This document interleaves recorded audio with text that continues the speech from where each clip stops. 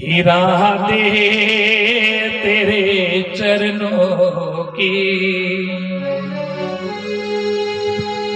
श्यामा तेरे चरणों की धूल जो मिल जाए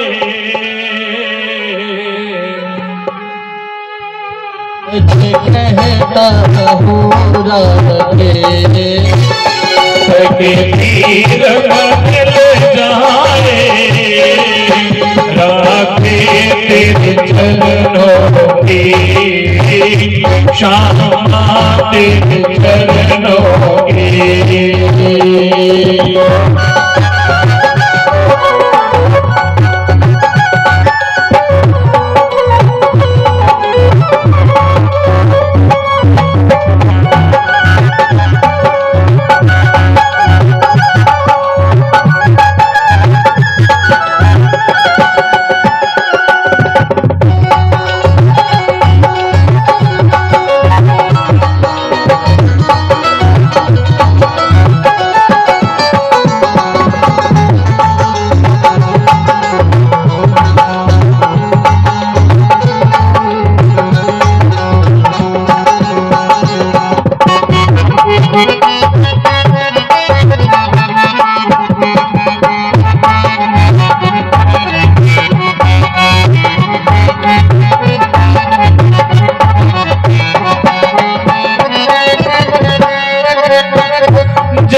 मन बड़ा चंचल है कैसे तेरा भजन करूं मुझे मन बड़ा चंचल है कैसे तेरा भजन करूं मुझे मन बड़ा चंचल है कैसे तेरा भजन करूं चल है कैसे तेरा भजन करूं जितना इसे समझाओ जितना इसे समझाओ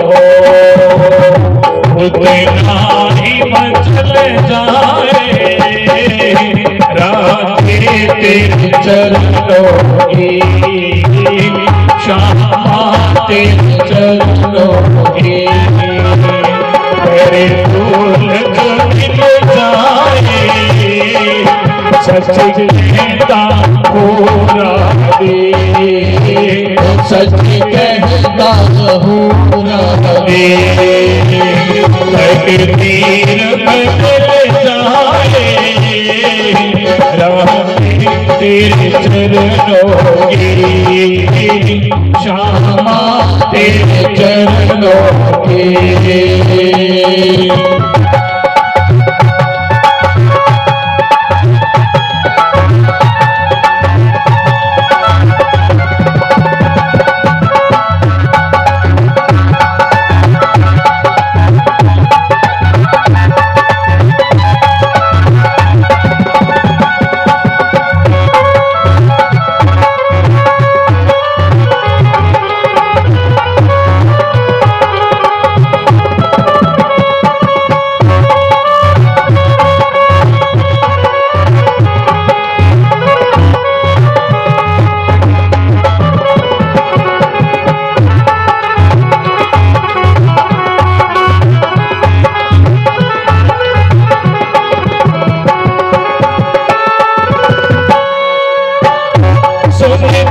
तेरी रहमत दिन रात बरसती है सुन के तेरी रहमत दिन रात बरसती है सुनती है तेरी रहमत दिन रात बरसती है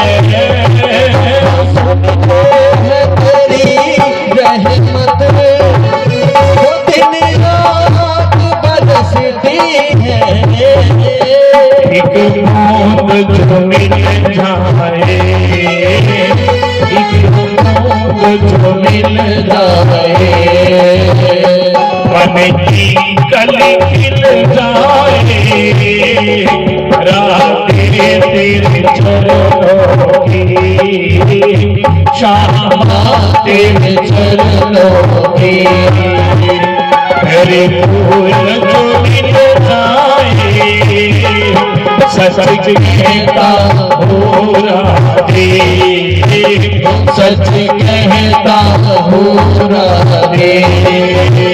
भगतीर बदल जाए, राधे तेरे चरणों की श्यामा तेरे चरणों की।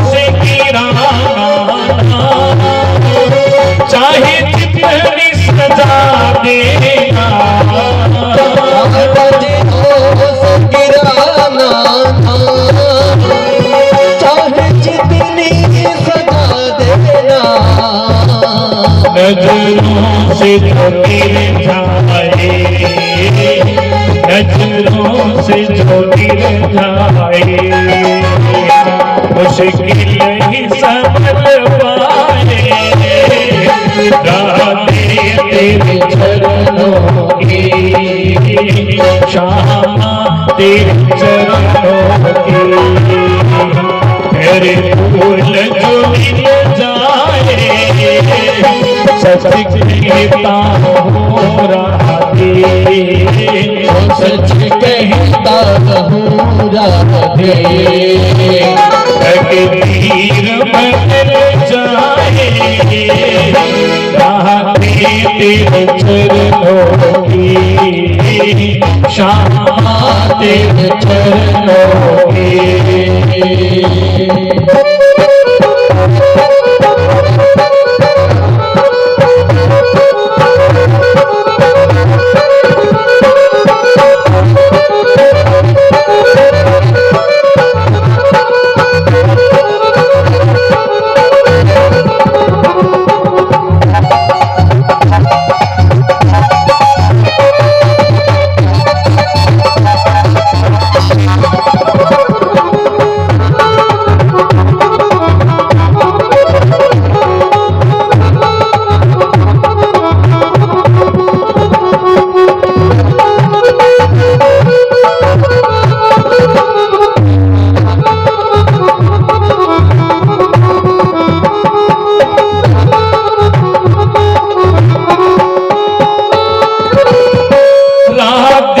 मेरे जीवन की बस एक तमन्ना है,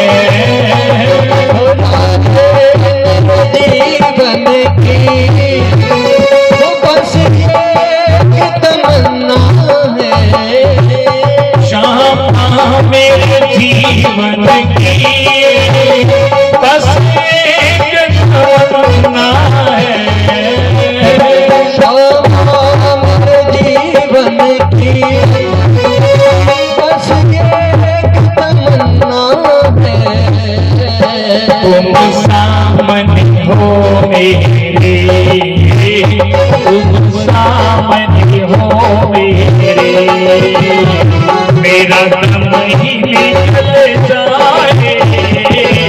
राधे तेरे चरणों की श्यामा तेरे चरणों के तेरे फूल जो खिल जाए सच कहता हूँ राधे सच कहता पूरा दे तकदीर बदल जाए राधे तेरे चरणों की श्यामा तेरे चरणों के राधे तेरे चरणों की श्यामा तेरे चरणों की राधे तेरे चरणों के श्यामा तेरे चरणों के राधे तेरे चरणों की श्यामा तेरे चरणों की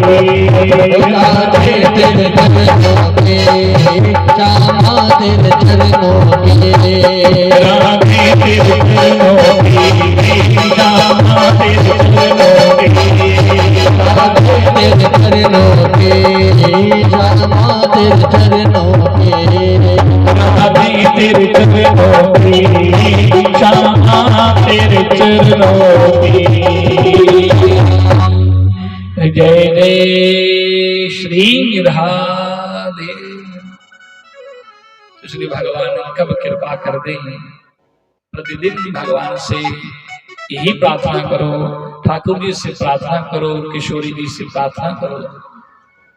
और जब भगवान की कृपा होती है सज्जनों, कब किसका जीवन बदल जाए ये भगवान की कृपा जब किस पर कब हो जाए।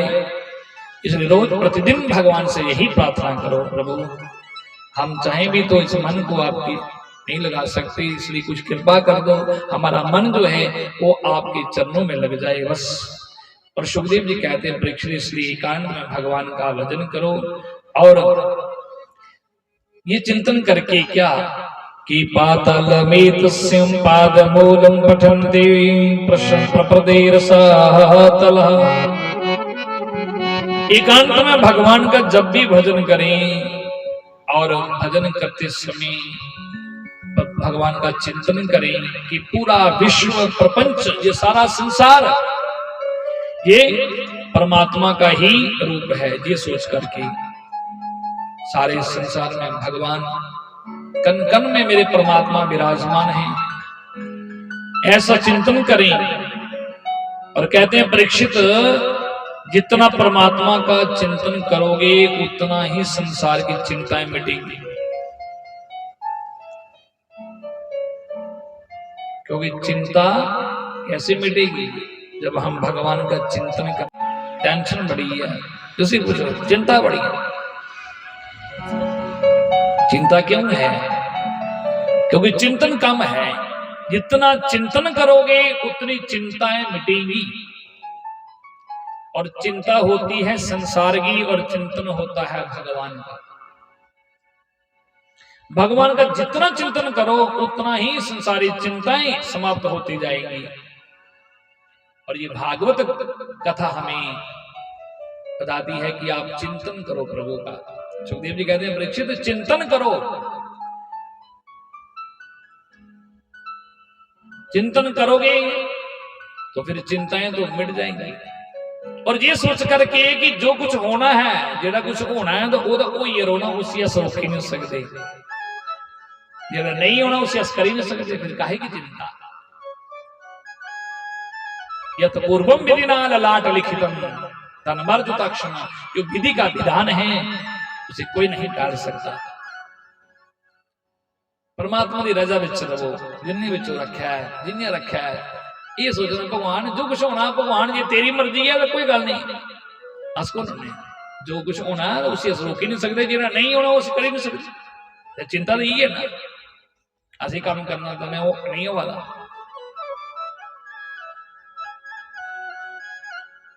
परीक्षित इसलिए मानुष्य शरीर मिला है परमात्मा की प्राप्ति के लिए। ये बड़ा दुर्लभ है मानुष्य शरीर सज्जनों। 84 ਲੱਖ दुनिया भोगने के बाद इंसान का जामत होता है, जिहड़ा सानू मिलेगा ना मानुष्य शरीर बड़ा दुर्लभ है। ये परमात्मा दी पाने का सब तो बड़ा इस मानव शरीर में जिहड़ा सब उपाय है। मानव शरीर में जीव परमात्मा की प्राप्ति कर सकता। तुसीं संत गुरु की शरण में जाइए, नाम दीक्षा लईए, भजन सिमरन करिए, परमात्मा की पाई सकता। परीक्षित ने पूछे, गुरु जी परमात्मा तुसीं जल्दी मिलते? राजा परीक्षित ने पूछा, हो सकता कि परमात्मा कुछ ऐसा तो नहीं है भगवान जाइए कोई नहाने धोने कने रब जल्दी मिलता होना? कौन पूछा था? परीक्षित। और परीक्षित जो भी कुछ प्रश्न करा दे ना, वो परीक्षित है कलयुगी जीव, और हम लोग भी कलयुगी जीव है। साढ़े मने में भी कई बार हमदा कई लोग सोचते हैं पता नहीं रब नहाने धोने कने रब मिलता होना है। परीक्षित को सुखदेव जी ने कहा, नहीं परीक्षित, खाली स्नान करने से है नहाने धोने करने खाली रब नहीं मिलता। जे खाली नहाने धोने नहीं रब मिलता तो फिर राम जी जो 14 वर्ष वनवास गए, राम जी जब भगवान राम गए ना वनवास, तो जो जंगल विच वन विच जा रहे हे राम जी, जेडे वो जंगल विच रोने रहे कोल भील आदि जिन्हें राम जी ने अपने गले लगाया, वो जेडे 4-4 महीने बेचारे झाड़ी विच बजाई जंगले विच रोंदे बेचारे, कुत्थे कुत्थे पानी लभदा, किन्ने नहाउंदे धोंदे। तो ये मेरे रघुवर ने, मेरे राम जी ने गल बिल्कुल स्पष्ट करी नहीं, कोई ये गल नहीं सोचा कि खाली नहाने धोने कन्नै रब मिलदा। परीक्षित ने पूछा, गुरु जी चलो ये गल स्पष्ट करी नहीं, पर परमात्मा बंदे दी पढ़ाइयां लिखाइयां देखदे होणे, किन्ना पढ़े लिखे दा, बड़ा वेद शास्त्र नहीं कोई जाने वाला। कई सोचते ना पता नहीं कोई रब पता नहीं मिलता, असें कुत्थे मिलना, आसान पढ़े लोग रब उन्हें मिलता होना जो बड़े बड़े पढ़े लिखे ने, वेद शास्त्र के ज्ञाता है, बड़े बड़े ग्रंथ पढ़े देने, पता नहीं उन्हें मिलता ना। पर सजनों ऐसी बात भी नहीं। जे सोचो कि खाली पढ़े लिखे लोग भगवान को मिलते हैं, शास्त्री जी महाराज आखते हैं कि कई बारी पढ़े लिखे का भी कई बारी बंदा नास्तिक हो जाता, ज्यादा पढ़े लिखे का भी कई बार रब नहीं मनता, वो अपने आप ही रब बन जाता, भगवान की नहीं मनता, क्योंकि उसी विद्या का अहंकार हो जाता। कई बार बड़े बड़े विद्वानों को, बड़े बड़े ज्ञानी अहंकार हो जाता ज्ञान का, अहम तो फिर याद है अहम ब्रह्मास्मि द्वितीय नास्ति, रास गया जो नहीं। खाली कोई ये सोचा कि रब पढ़े लिखेंगे मिलता, ये भी गल नहीं है। अगर वो गल देखा जाए तो रावण कितना पढ़े लिखे था, रावण जैसा कोई विद्वान होया हुआ, 4 वेद 6 शास्त्र 18 पुराणों का ज्ञाता था। रावण सन्ना आज तक विद्वान कभी हुआ है और ना कभी होगा। रावण विद्वान तो था, पढ़ा लिखा, पर उन्हें कमी के ही उसी अभिमान लिया, अहंकार लिया, उसी अपने जीवन में उतारी नहीं सकिया, चरित्रहीन हो गया है।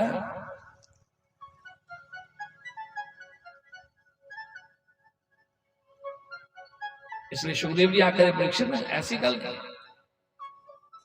परमात्मा अगर पढ़े लिखे मिलते तो सजनों मीरा की नहीं पढ़ी लिखी, मीरा ने किड़ियां डिग्रियां किड़े कॉलेज लिखे रहे, किड़े वेद शास्त्र ग्रंथ पढ़े थे, पर मीरा के बारे में सुना होगा बचपन से ही निक्की होंगे कि मीरा की भगवान कृष्ण में लगन लगेगी। उन्हें किड़े भगवान कृष्ण में लगे लगेगी, ये नजदी भी है तो भगवान वास्ते नजदी है, वो ये नहीं दुनिया वास्ते नहीं नजदी, भगवान कृष्ण वास्ते नजदी है। अगर भगवान पढ़े लिखे मिलते तो मीरा को भगवान नहीं मिलते, पढ़े लिखे मिलते तो तना जट के ना पढ़े रहा है, तने जटे दोस्त रोज तो सब जानते हो तना जट के हाल में जिन्हें एक साधारण एक पत्थरी बिच्छू रब की पाई लिया, मरने की बाजी लाई ली है ना।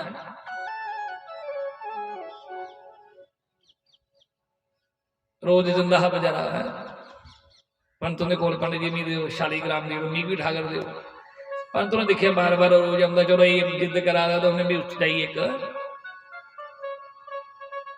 एक पत्थर दे उड़े जा जा पर उसी की भगवान समझी लिया विश्वास कितना देखो मरने की बाजी लाई ली उससे पत्थर बिचू रब की पाई लिया गल विश्वास दी है ना भगत जिथों का चाह विश्वास होना चाहिए वो जिथों का चाह उथों का रब की प्रकट कर रहा है ये परमात्मा का प्रेम है था ये विश्वास है था क्योंकि भक्ति की 3 धाराएं हैं सदगुरु पहली धारा है विश्वास जिन्नी देर सारे अंदर विश्वास है ना वो परमात्मा प्रति तो परमात्मा की नहीं पाई सकती विश्वास होना चाहिए अगर हम मंदिर जाते हैं तो मंदिर भगवान की मूर्ति को देखते हैं तो उसको मूर्तिवत समझो उसको सोचो मेरे परमात्मा मेरे ठाकुर जी सामने बैठे हैं भगवान सामने बैठे हैं और भगवान को मैं प्रणाम कर रहा हूं मेरे परमात्मा सामने विराजमान है भगवान समझ के आप उनको प्रणाम करोगे भगवान समझ के उसकी पूजा करोगे तो भगवान मिलेंगे अगर आप मूर्ति में देखोगे ये मूर्ति है तो मूर्ति से कुछ नहीं मिलने वाला आप मंदिर जाते हैं भगवान को उस मूर्ति में विश्वास होना चाहिए इसमें मेरे परमात्मा क्योंकि मंत्रोच्चारण है मूर्ति में परमात्मा विराजमान अगर आप गुरुद्वारा जानते हैं गुरुद्वारा में जब आप माथा टेकने जाते हैं तो गुरु ग्रंथ साहब को यह विश्वास करें कि मेरा परमात्मा मेरा वो है गुरु ग्रंथ साहब के रूप में है ये यहाँ पर परमात्मा है उसको एक कागज न समझे उसको साक्षात परमात्मा का स्वरूप समझे क्योंकि विश्वास कहीं भी आप किसी की भी भक्ति करें विश्वास होना चाहिए पहली भक्ति की धारा है विश्वास और दूसरा है संबंध परमात्मा के साथ संबंध होना चाहिए हमारा एक रिलेशन एक रिश्ता बनाना चाहिए जब तक हम परमात्मा से संबंध नहीं बनाएंगे तो परमात्मा मिल जाएगा क्या विश्वास संबंध तीसरा है समर्पण भक्ति की तीसरी धारा है समर्पण अपने आप को समर्पित कर दो परमात्मा को कि मैं जो भी कुछ कर रहा हूं ये परमात्मा तेरे लिए कर रहा हूं बस मैं खा रहा हूं तो मैं खुद नहीं खा रहा हूं मेरे अंदर परमात्मा वो मेरे ठाकुर जी को खिला रहा हूं मैं खा रहा हूं मैं पहन रहा हूं जो कुछ कर रहा हूं ये परमात्मा को हर चीज परमात्मा को समर्पित कर दो अपने आप को अपना जीवन परमात्मा को समर्पित कर दो परमात्मा ऐसे नहीं मिलता तो इसलिए ये नहीं सोचें कि भगवान सिर्फ पढ़े लिखे लोगों को मिलता है विश्वास जिन्हें भी किया ये तन्ने ने पत्थर जो भगवान की पाले प्रहलाद ने खंबे बिचों भगवान की पाई लिया नरसिंह बसे प्रति खंबन को पर काडन को प्रहलाद कमा पर कटने वाला कोई अज भी भगवान खंबे बिचों लभी सकता है पर ये कटने वाला कोई प्रहलाद का कोई अब है ये तन्ने ने पत्थर जो पाया था कोई तन्ना कोई बना है क्योंकि विश्वास था उनके अंदर जिन्होंने भगवान को पाया उनके अंदर पूरा दृढ़ विश्वास था इसलिए कोई ये ना सोचे कि खाली भगवान बड़े लिखे बड़े बड़े वेद शास्त्रों के ज्ञाता उन्हीं को भगवान मिलती होंगे कभी कभी सीधे साधे बड़े हैं और रब मिलना भी सीधे साधे की ज्यादा है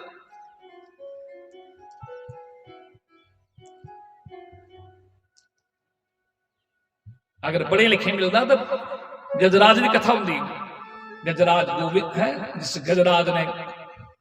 जिस गजराज ने सिर्फ जब संकट आया देखा परिवार सब कुछ छोड़कर चले गए और लास्ट में भगवान को ही याद किया भागवत में कथा आगे आएगी और जिस गजराज ने सिर्फ गो और विंद तो नाम तो बाद में बोला पूरा नाम भी नहीं बोलिया गो और विंद तो बाद में बोलना है गो और विंद बोलने वाले तो भगवान उसको बचाने के लिए आ गए तो गजराज हाथी कौन सा पढ़ा लिखा होता है तो ये बात बिल्कुल स्पष्ट कर दी मेरे प्रभु ने कि कोई ये न सोचे कि भगवान पढ़े लिखे लोगों को ही मिलते हैं तो सुखदेव जी सुना रहे थे परीक्षित को वृक्ष ने कहा गुरु जी ये तो आपने बड़ी कृपा कर दी पर एक बात है भगवान याद पात तो देखते होंगे ना याद पात दिखते होंगे बोलते नहीं परीक्षित परमात्मा के घर में कोई जात पात नहीं देखी जाती क्योंकि जात पात पूछ नहीं कोई हरि को भजे सो हरि का हो भगवान किसी की जात पात नहीं देखते कि मुझे याद करने वाला मेरी भक्ति करने वाला मेरा भजन करने वाला कौन सी जाति का परमात्मा जी नहीं देखते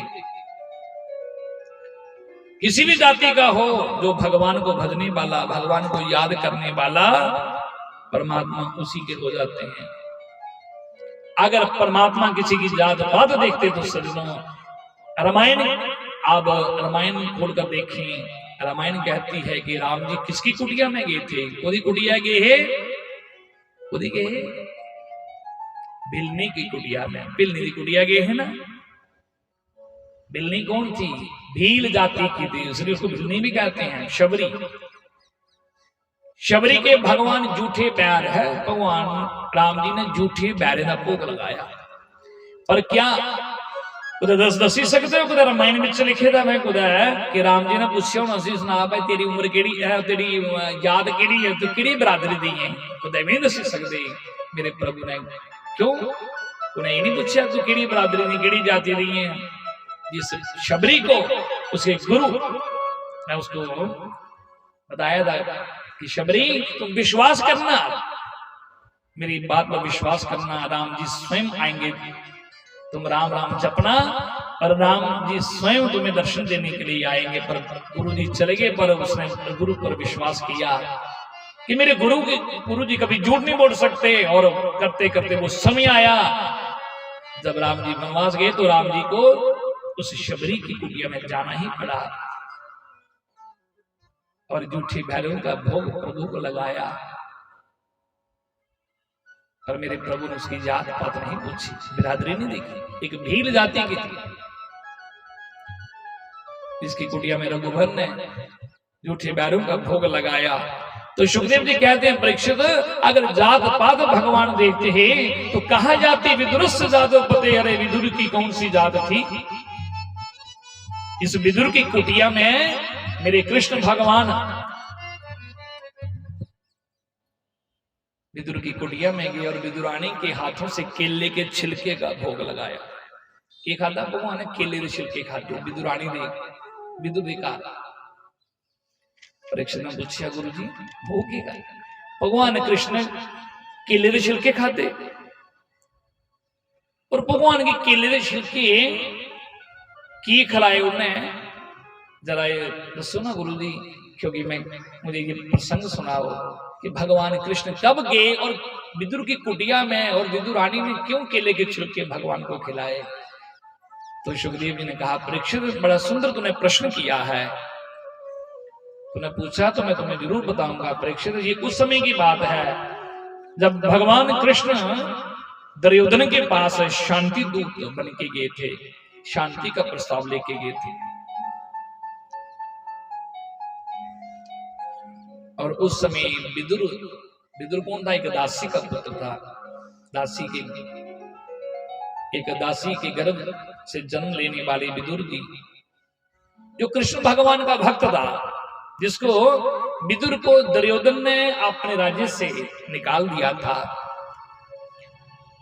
और विदुर जी इसमें कहते हैं कि 12 साल तक अन्न ग्रहण नहीं किया, 12 साल रोटी नहीं खाती, सिर्फ फलाहार करी है और ओम नमो भगवते वासुदेवाय इस मंत्र का जाप करते हैं। विदुर जी अपनी पत्नी के ने कुटिया में चलोते हैं। राधेव उस समय जो सुला विदुर की पता लगा कि मेरे ठाकुर जी आवा कर दिन, मेरे कृष्ण प्रभु आवा कर दिन दुर्योधन को शांति का प्रस्ताव नहीं है। पत्नी की आख्या के देवी मैं सुनिया कि कृष्ण भगवान आवा कर देना, मेरे प्रभु आवा देना दुर्योधन को, आज मैं प्रभु का दर्शन करने वास्ते जाना। विदुरानी ने आख्या, महाराज तुस जा रहे हो पर गल क्या है? इन्नी दुनिया होनी है, इन्नी लोग होने ने भगवान के दर्शन करने वास्ते, पर हुण तुसीं कोने उत्थे जान देना? बड़े बड़े लोग आए दे उन्हें उत्थे। पर विदुर ने आख्या, कोई गल नहीं देवी, जे मिगी अगे को ना कोई जान देगा, जे भगवान की मैं भगवान की नहीं दिखी सकिया, पर भगवान ने मिगी दिखी लाना। क्योंकि भक्त अगर भगवान को नहीं देख सकता, पर भगवान तो भक्तों को देख ही लेते। भगवान की नजर बड़ी तेज है। आदे जो सुना भगवान कृष्ण जो शांति का प्रस्ताव ले आए दुर्योधन को, दुर्योधन ने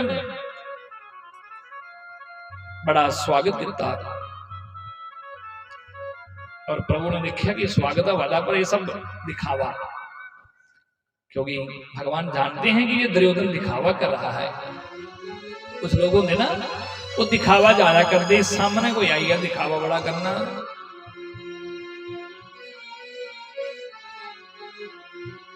होगी दसनी वास्ते कि मैं बड़ा भक्त हाँ। कई बारी आते ना कि मुंह में राम राम दे बगल में छुरी, मुंह में राम राम दे थोड़ा परा होए तो फिर मने में सोचना कुल मौका लगो तो कुल मिल जाइए, पर नहीं, कभी भी दिखावा मत करो। भगवान सब देखते हैं, हमें कभी भी दिखावा नहीं करना चाहिए सज्जनों। हम जैसे हैं वैसे हैं, बनावटी मत करो। और भगवान जानते थे कि ये दुर्योधन सब बनावटी कर रहा है। भगवान आए दुर्योधन के पास और दुर्योधन को कहा, दुर्योधन देखो मैं तुम्हारे पास आया हूं किस लिए, शांति का प्रस्ताव लेकर के। भगवान ने क्या मैं शांति का प्रस्ताव ले आया और पांडवी तेरे भरा, मैं चाहना कि पांडवी की ज्यादा नहीं पर कम से कम अपने राज्य बिचों 5 ग्रां का राज्य दे दे। वैसे तो उनका अद्धा राज्य बनता है पर चलो 5 ग्रां का राज्य उन्हें दे उड़। पर दुर्योधन ने जो लाई गल सुनी कि 5 ग्रां का 5 ग्रां का राज्य, दुर्योधन बड़ा गुस्से विच बोलिया। दुर्योधन आखेगा 5 ग्रां की गल कर। दुर्योधन खड़ा हुई है, क्रोध विच आनी है, सामने भीष्म पितामह बैठे दे, द्रोणाचार्य कृपाचार्य धृतराष्ट्र सब बैठे दे। उससे बीच बोले आखा, अरे केशव 5 गांव की बातें कर रहे हो? अरे मैं तो पांडवों को एक सुई की नोक के बराबर भी भूमि बिना युद्ध के नहीं दे सकता, बिना युद्धे न केशवा, बिना युद्ध के नहीं दे सकता। अगर उन्हें लेना है तो मेरे कने युद्ध करना होगा, बिना युद्ध के कुछ मिलने वाला नहीं। भगवान ने उन्हें दुर्योधन को समझाया, दुर्योधन देख युद्ध दी तो गल्लां सुनी दियां ने, कहानियां सुनी दियां ने अपने बुजुर्गों को, पर आया तुझे पता नहीं है कि युद्ध किन्ने हुंदा। जो युद्ध हुंदा ना ते किन्ना नुकसान हुंदा, ये तुझे आया तू लिखे दा नहीं है। क्योंकि तुझे क्या पता, तूने अपने बुजुर्गों को कहानियां सुनी दियां। जो युद्ध हुंदा लखां नारियां विधवा होई जंदियां, कई लखां बच्चे अनाथ होई जांदे। और भगवान कृष्ण ने समझाया पर दुर्योधन नहीं मन्ने। पर वो जानते हैं कि दुर्योधन ने मेरी गल नहीं मन्नी, पर फिर भी भगवान आए शांति का प्रस्ताव नहीं है। चलो कोई गल नहीं, उधर नजारा भगवान का भक्त विदुर भी जाइए दूरा भगवान के दर्शन करा। पर उधर दुर्योधन आखेगा कृष्ण ये गल छड्ड, ये राजनीति दी गल्लां मुकनियां नहीं। पर चलो मेरी मां ने तुहाडे वास्ते ना तुहाडे आने पर जाइए तुहाडे वास्ते 56 भोग बनाए दे, बड़े बड़े सुंदर पदार्थ बनाए दे, तो चलो भोजन ग्रहण करो। भगवान कृष्ण जाइए आख्या दुर्योधन रोटी उत्थे खाई जाती है जिथे खिलाने दे अंदर श्रद्धा होनी चाहिए, जिथे खिलाने दे अंदर श्रद्धा होनी चाहिए, तो फिर खाने की भुख होनी चाहिए। जे कुछ श्रद्धा है ना, भगवान की गल छड्डो सुनो, जो संत महात्मा भी उनके घर भोजन करते ना, संत भी उनके घर जाते जिनके घर कोई श्रद्धा है। शास्त्री जी महाराज है ना, शास्त्री जी द्वारकानाथ जी महाराज लोग घर जो कथा कथा करी जाना तो कुछ आना महाराज साढ़े घर रोटी खाओ, थोड़ा छोटा जा महाराज। मैं कहा कोई गल नहीं, एक दे घर जो भोजन करना तो दूजे ने आना महाराज साढ़े घर भी खाई लो थोड़ा। मैं कहा तुम्हें लिया 2 ग्राह उत्थे भी लाई लैने, क्योंकि उस श्रद्धा होंगी खिलाने में होंगी श्रद्धा दिखते ही। भुख नहीं भी वै तो संत उसकी श्रद्धा की ठुकरा देनी, चलो कोई श्रद्धा करने बुला ला तो जाना चाहिए। तो जिथे श्रद्धा नहीं है तो कौन देता, उथे तो भगवान की गल छड्डो तो समझदार बंदा भी कोई घर नहीं करता। भगवान ने आख्या ना तेरे अंदर श्रद्धा तो ना मेरी भुख, और अज तो सवाल ही नहीं उठता। भगवान ने आख्या दुर्योधन अज का निमंत्रण तद मैं विदुर की कुटिया में जाना, अज विदुर के घर जाना, विदुर की कुटिया जाना है। जो है विदुर ने देखिया कि मैं भगवान की निमंत्रण दिता नहीं। और मेरे प्रभु ने इशारा कर दिया कि विदुर की कुटिया में जाना। जो विदुर ने देखा मेरे प्रभु ने सारी सभा में गल आखी उड़ी, ये मतलब भगवान होना। बड़ी खुशी हुई कि मेरे प्रभु मेरी आज पहली बार मेरी कुटिया में आने होना। और विदुर जी दौड़ते चले गए। और दुर्योधन ने आखिया कि दासी के पुत्र है। अरे उसकी गल उदासी पुत्र वो क्या आपको खिलाएगा। पर मेरे प्रभु ने सोचा दुर्योधन तुम क्या जानो कि दासी पुत्र वो विदुर के अंदर कितनी श्रद्धा है। आज दुर्योधन के 56 भोग ठुकरा करके बोले परीक्षित भगवान कहेंगे विदुर की कुटिया में गए। विदुर ने आनी घर आई सुनाया जो ये गल सुनाई कि कृष्ण साइए प्रभु आज सारी कुटिया में आवा देना। तो विदुर रानी बड़ी खुश हुई कि प्रभु साड़ी कुटिया में आवा दे। और विदुर जाई आखना देवी तू घर की तैयारियां कर दे, मैं बाजार जाना मक्खन मिश्री लिया।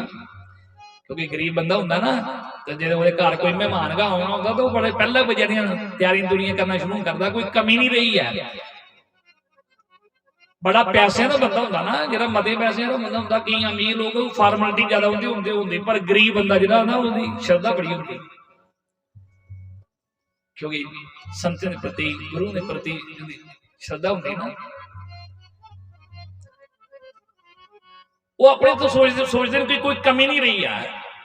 तो विदुर चली है बाजार मक्खन मिश्री लेने में खुशी। तो विदुर रानी अंदर लगी थी साफ सफाइयां करा दी। पर इन दिन भगवान आई कृष्ण भगवान आए नंगे पैरे भगवान आए। देखो जो नंगे पैरे भगवान आए विदुर की कुटिया बिच विदुर रानी ने जो आवाज सुनी प्रभु ने दरवाजा खड़खड़ाया। और विदुर रानी दौड़ती आई जो द्वार पर देखिया प्रभु आई है। उन बेचारे खुशी में कराएंगे भगवान का स्वागत की करना बेचारी ने। पर हथ जोड़े प्रभु है भगवान की लगी दिखने हरे गोविंद हरे गोपाल आप आ गए। भगवान ने कहा काकी हूं अंदर आने वास्ते भी आ गई इतने खलीर रही। बड़ा स्वागत किया प्रभु का अंदर आसन दिता। चटाई लगी बिछाण बेचारी कदे चटाई सीधी करे कदे पुठी करे उसे पता नहीं लगा करा की है। खुशी बिच ना आने दी प्रभु की आने की खुशी बिचो चटाई कदे सीधी कदे पुठी। भगवान आख्या जनेबियां रख बहुन दे भगवान कोल बह गई। उन्हें कहा कि भुख बड़ी लगी दी है कुछ खाने मिलोगा। आखिर प्रभु हाँ थोड़े काका जी की दिन है कि मक्खन मिश्री वगैरह सामग्री लेने वास्ते। उन्हें क्यों पता नहीं कोला उन्होंने पर मीर बड़ी जोर की भुख लगी रही है। दौड़ती गई बेचारी बगीचे बिच गई कदली के केले ले आई। केले अगे रखे और अगे पत्तल रखी। आखिर प्रभु इन्नी देर तक तुम केले ना भोग लगाओ। उन अपने हथे जाइए कि करा छिलके उतारा कि भगवान ने छिलके उतारने की जरूरत नहीं पवे कि जो आपू छिलके उतारनी है। छिलके उतारा है जिन्हें छिलके उतारे तो उसी पता ही नहीं लगा कि मैं क्या करा रही हूं। रखने भगवान आगे केले तो रखी बड़े छिलके। भगवान आगे केले के छिलके रखे एक रखा दो रखे भगवान देखन करा दी गए। पर मेरे प्रभु ने देखा कि देखो मेरे आने की खुशी में पता कि नहीं लगा था कि मैं केले के छिलके आगे रखा दी हाँ। पर मेरे ठाकुर जी बड़े प्रेम कने केले के छिलके लगे खाने। भाई सोचा दे कि नहीं दसना नहीं है केले के छिलके खाई आ दे। विदुरानी केले के छिलके आगे रखी आ कर दी। केले के छिलके आगे जाइए लगाई है भगवान खाई आ कर दे। पूछा कर दी प्रभु स्वाद कनेया।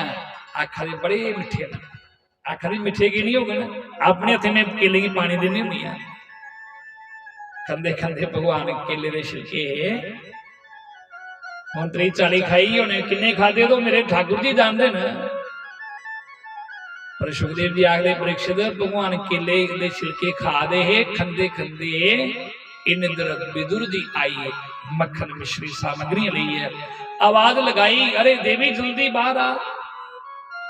विदुरानी दौड़ दी बाहर गई। विदुर जी आखा दे जल्दी कर तैयारी कर प्रभु ने साड़ी जल्दी जल्दी आई है ना।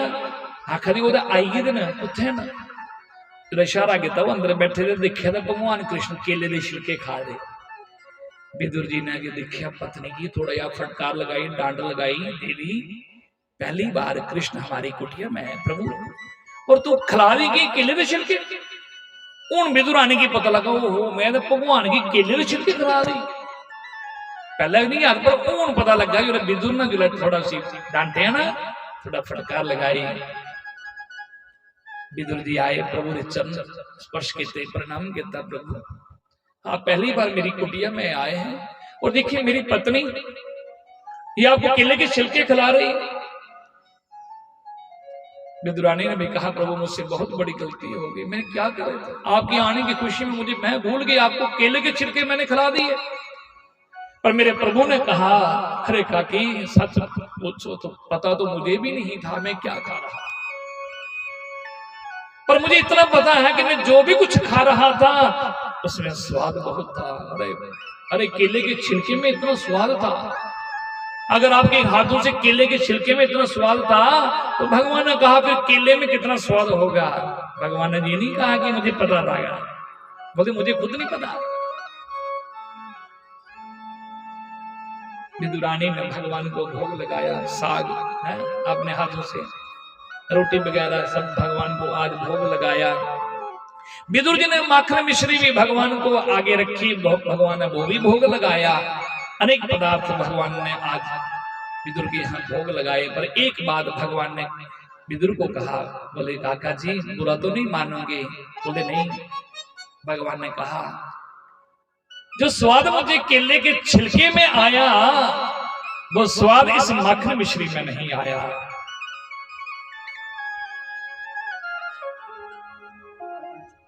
भगवान ने कहा क्यों? क्योंकि जो विदुरानी सजनों स्वाद छिलके में नहीं था, स्वाद था विदुरानी जिस भाव से प्रभु को भोग लगा रही थी।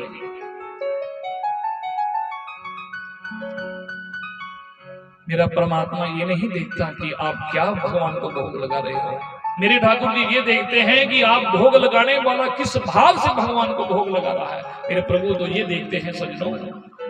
वो कहता है, भगवान कहते हैं कि भाव का भूखा हो मैं, भाव का भूखा हो मैं, भाव ही एक सार है। जो भाव से बजता है मुझे भव से बेड़ा पार है। भाव नहीं तो कुछ नहीं, भाव बिन कुछ लेता नहीं। बिना भाव के भगवान कुछ भी हमारा स्वीकार नहीं करते। हम चाहे जितने मर्जी बड़े से बड़े 56 भोग भी भगवान के आगे रख दें, मेरा परमात्मा ये नहीं देखता कि आप क्या चढ़ा रहे हो, पर ये जरूर देखता है कि चढ़ाने वाला, भोग लगाने वाला मुझे किस भाव से भोग लगा रहा है। अभी ये मत सोचना कि भगवान बड़े बड़े 56 भोग रखेंगे तो परमात्मा खुश हो जाएंगे। अगर 56 भोग से भगवान प्रसन्न होते तो दुर्योधन के 56 भोग क्यों ठुकराते? फिर विदुर की कुटिया में क्यों भगवान जाते? विदुरानी के हाथों से केले के छिलके का भोग लगा लिया। इसलिए आप कभी भी भगवान को भोग लगाए, मंदिर में गए भगवान को भोग लगाए, घर में पूजा स्थान में सुबह आप भगवान को भोग लगाते हैं तो भोग लगाते समय आपके अंदर वो भाव होना चाहिए कि मेरे परमात्मा सामने विराजमान है और मैं भगवान को, ठाकुर जी को भोग लगा रही हूँ, मैं ठाकुर जी को भोग लगा रहा हूँ। मेरे प्रभु का ध्यान करते, नेत्र बंद करके बस ये सोचते मेरे ठाकुर जी भोग लगा दे। आपके अंदर भाव होना चाहिए, परमात्मा के प्रति प्रेम होना चाहिए, परमात्मा के प्रति श्रद्धा होनी चाहिए सजनों।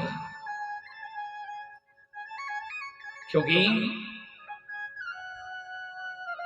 परमात्मा तो प्रेम और भाव के भूखे हैं।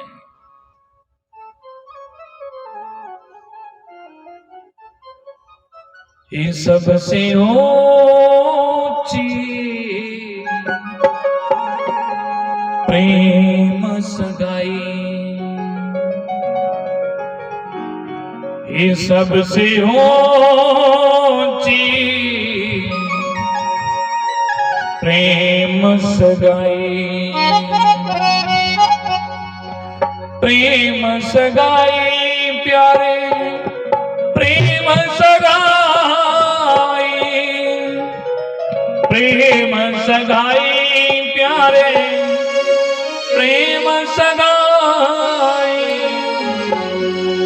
सबसे होती प्रेम सगाई, सबसे होती प्रेम सगाई, सबसे होती प्रेम सगाई, सबसे होती प्रेम सगाई, सबसे होती प्रेम सगाई।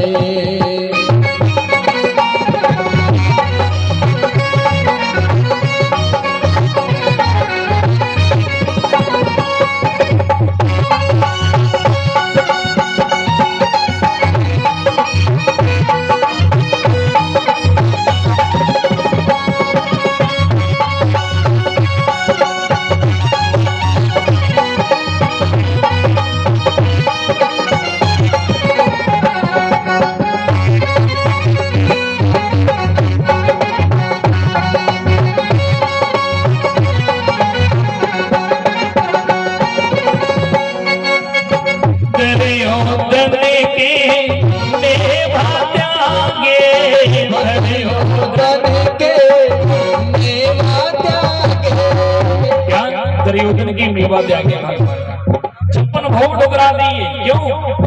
दुर्योधन की मेवा त्यागे, दुर्योधन के मेवा त्यागे, साग विधुर घर खाई हो, साग विधुर घर खाई, सबसे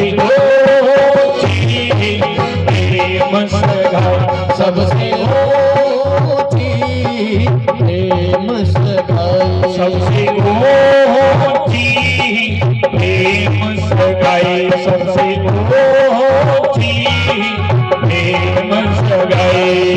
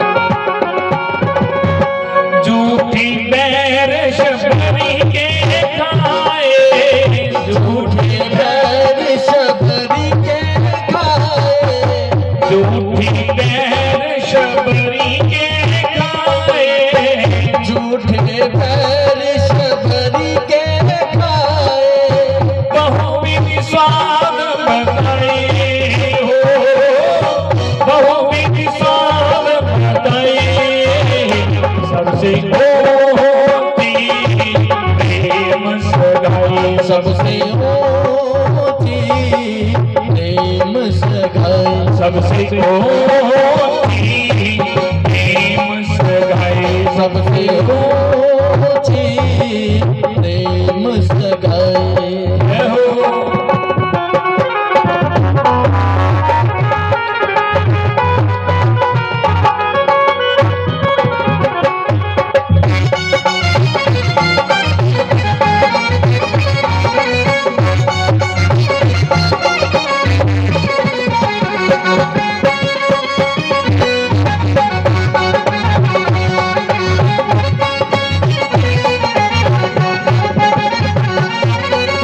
प्रेम के बस हित सेवा कीनी, प्रेम के बस सेवा कीनी, प्रेम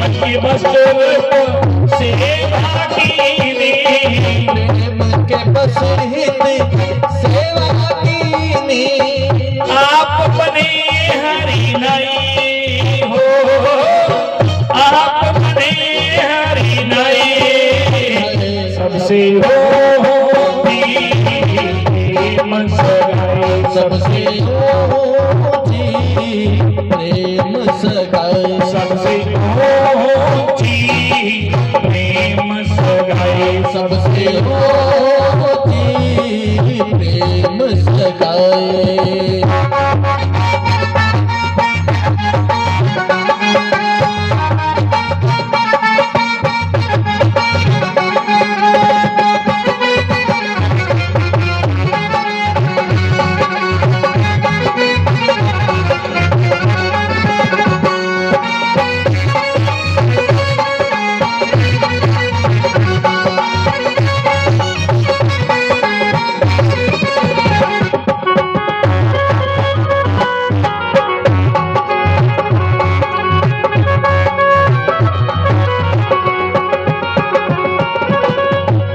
प्रेम की बस जन रथ हाँ क्यों, प्रेम के बस जुन रथ हाँ क्यों, प्रेम के बस जुन रथ हाँ क्यों, प्रेम के रस जुन रथ हाँ क्यों, बोल कहे ठकुराई हो, बोल कहे ठकुराई, सबसे होती प्रेम सगाई, सबसे होती प्रेम सगाई, सबसे होती प्रेम सगाई, सबसे होती प्रेम सगाई।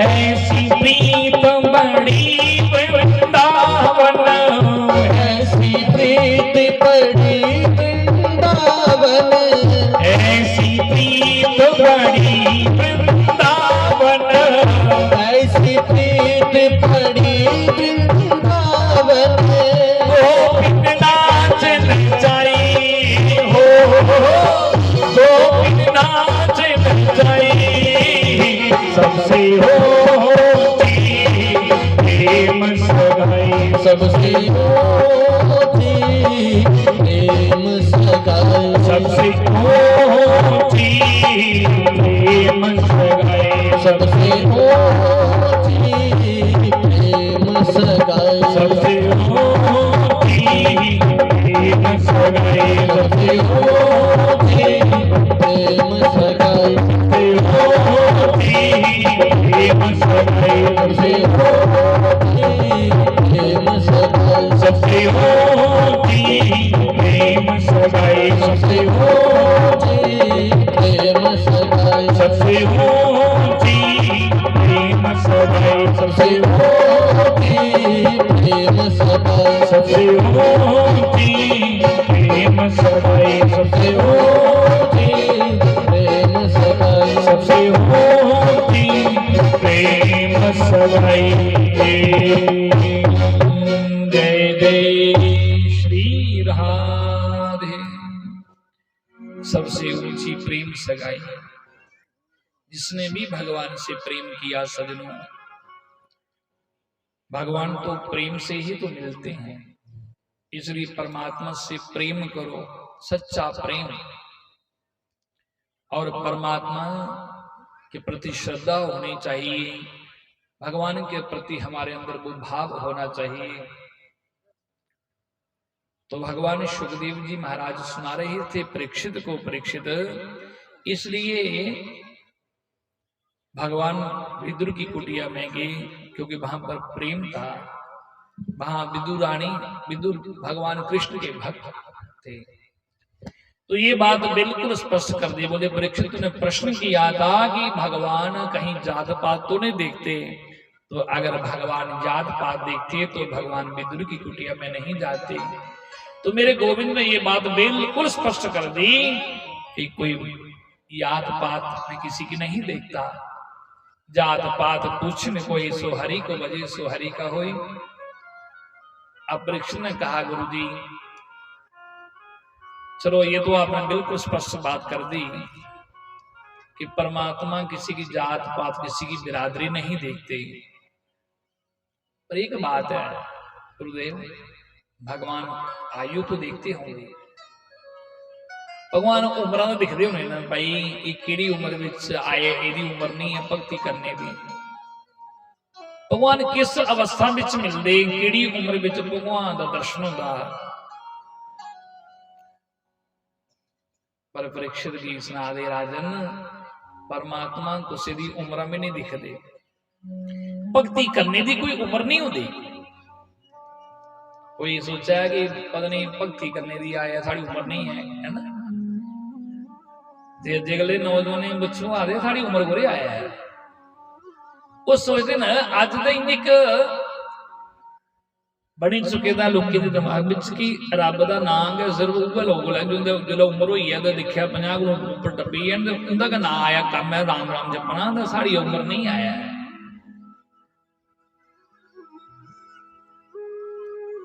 पर सजनों भगवान की भक्ति की करने की कोई आयु नहीं है, कोई सीमा नहीं। तो ये ना सोचे कि भगवान की अभी छोटी उम्र है तो हम भक्ति करेंगे तो भगवान हो सकता ना मिलेंगे। अगर भगवान किसी की आयु देखते तो सबसे कम आयु में भगवान के भक्त हुए ध्रुव जी महाराज। इस ध्रुव ने मात्र 6 महीने में भगवान को पा लिया। तो ध्रुव कितना मसा 6-7 साल का ध्रुव 6-7 साल का ध्रुव जिन्हें मात्र 6 महीने में भगवान के पाई लिया। परीक्षित ने पूछा गुरु जी कौन हा ध्रुव और किस वंश में ध्रुव जी होए और ध्रुव की इन्नी छोटी उम्र में परमात्मा का लगन किने लगे गई किने भगवान उसे जल्दी मिली जरा ये सुनाओ ना। आदि परीक्षित प्रश्न किया है तो सुन राजन। भागवत के चतुर्थ स्कंद में जरा एक कथा सुना दिया ना, एक चौथा स्कंद चला रहा है। चौथे स्कंद में क्योंकि भागवत के 12 स्कंद हैं, 12 स्कंद हैं और अभी हम कथा कौन से स्कंद में करें? चतुर्थ स्कंद में। इसमें चतुर्थ स्कंद में कथा आती है कि स्वयं मनु जी महाराज के वंश में ध्रुव जी महाराज हुए। स्वयं मनु जी महाराज जो नहीं 3 बेटियां हुई, 3 कन्या हुई। कथा आती है कि देव आहुति माता देव आहुति प्रसूति और आकृति ये 3 बेटियां थी स्वयं मनु जी महाराज। माता देव आहुति का विवाह कर्दम ऋषि के साथ होगा। देवी भागवत में बड़ा सुंदर प्रसंग है जिन्हें ब्रह्मादेव मानस पुत्र कर्दम ऋषि जिन्हें पहले तपस्या करने वास्ते सोचा कि कृष्ण नहीं बनाई। 10,000 साल तपस्या की थी पर बड़ा पे मुझे ख्याल आया कि कृष्ण बनाई ले भगवान का दर्शन होया पर मैंने सोचा है कि कृष्ण बनाई लेना करा वो भगवान के दर्शन देते कर्दम गई और फिर आख्या जा पहले गृहस्थ अपना जो देखना कर्दम ने जाइए स्वयं मनु जी महाराज की बेटी देवहूति का विवाह होया। कथा भी प्रसंग बड़ा लंबा है, संक्षिप्त सुना दूसरी कि देवहूति का विवाह होया। ब्रह्मा जी के पुत्र कर्दम कन्या देवहूति माता जुदिकार 9 कन्या हुई। सती अनसुईया जिसी अज भी गई है पतिव्रता नारी के बारे दस्या कि पतिव्रता नारी में सती अनसुईया राज संत महात्मा लोग भाई पतिव्रता हुई तो सती अनसुईया जिन्हें ब्रह्मा विष्णु और शिव जी जाइए त्रोने जिले देवता आए परीक्षा लेने वास्ते कि कितनी बड़ी सती पतिव्रता है जिन्हें छोटे छोटे बालक बनाई दे। सती अनसुईया ये भी कर्दम की बेटी देवहूति की बेटी थी। 9 कन्या हुई। 9 कन्या के बाद में जो बड़े बड़े ऋषियों के साथ जिनका विवाह हुआ और बाद में जिसके यहाँ भगवान साक्षात मेरे नारायण ही कपिल देव के रूप में भगवान पुत्र बन के आए। बोले श्री कपिल देव भगवान की। तो भागवत में प्रसंग तो बहुत लंबे हैं, बहुत ज्यादा ऐसे प्रसंग है। एक प्रसंग से ज्यादा दिहाड़ी में एक प्रसंग के वो भी पूछो बोले महाराज जी चिंता बड़ी है, टेंशन बड़ी है। किसी पूछो चिंता बड़ी है, चिंता क्यों है? क्योंकि चिंतन कम है। जितना चिंतन करोगे उतनी चिंताएं मिटेंगी। और चिंता होती है संसार की और चिंतन होता है भगवान का। भगवान का जितना चिंतन करो उतना ही संसारी चिंताएं समाप्त होती जाएंगी। और ये भागवत कथा हमें बताती है कि आप चिंतन करो प्रभु का। सुखदेव जी कहते हैं परीक्षित चिंतन करो। चिंतन करोगे तो फिर चिंताएं तो मिट जाएंगी। और ये सोच करके कि जो कुछ होना है, जेड़ा कुछ होना है तो वही रोना, उसी अस रोक ही नहीं सकते। जेड़ा नहीं होना उसे अस कर ही नहीं सकते, फिर काहे की चिंता। यत पूर्वम विधि नाल लाट लिखितम तन्मर्ज तक्षण, जो विधि का विधान है उसे कोई नहीं टाल सकता। परमात्मा की रजा विच रहो, जिन्हें विच रखा है, जिन्हें रखा है ये सोचना भगवान जो कुछ होना भगवान जी तेरी मर्जी है तो कोई गल नहीं। अस को जो कुछ होना है उसे अस रोक ही नहीं सकते, जो नहीं होना उसे कर ही नहीं सकते। चिंता तो यही है ना, असि काम करना तो वो नहीं हो वाला।